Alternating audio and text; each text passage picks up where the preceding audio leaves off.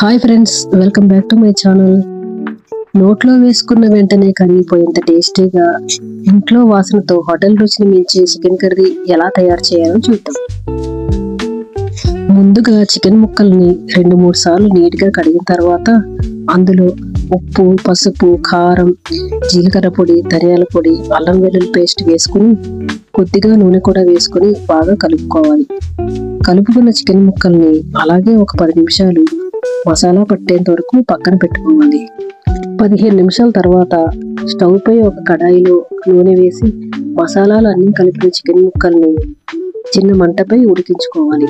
ఇలా చేస్తే మసాలాలన్నీ చికెన్ ముక్కలకి పట్టి నీసు వాసన రాకుండా ఉంటుంది. ఇప్పుడు మసాలా కోసం ఉల్లిపాయ ముక్కల్ని కట్ చేసుకుని గ్రైండ్ చేసుకోవాలి.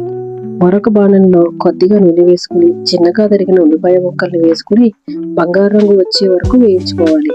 టమాటా ముక్కల్ని కూడా వేసి బాగా మగ్గించుకుని ఆ తర్వాత రెడీ చేసి పెట్టుకున్న మసాలాని అందులో వేసి పచ్చివాసన పోయేంత వరకు వేయించుకోవాలి. తరువాత ముందుగా మసాలాలన్నీ కలిపి పెట్టుకుని ఉడికించుకున్న చికెన్ ముక్కల్ని ఇందులో కలపాలి. ఒక 15 నిమిషాలు చిన్న మంటపై ఉడికించాలి. అంతే, ఎంతో టేస్టీగా ఉండే చికెన్ కర్రీ రెడీ. ఈ రెసిపీ మీకు నచ్చితే లైక్ చేయండి, షేర్ చేయండి. ఇంకా ఇలాంటి కొత్త వంటల కోసం ఫాలో అవ్వడం మర్చిపోవద్దు. Thank you.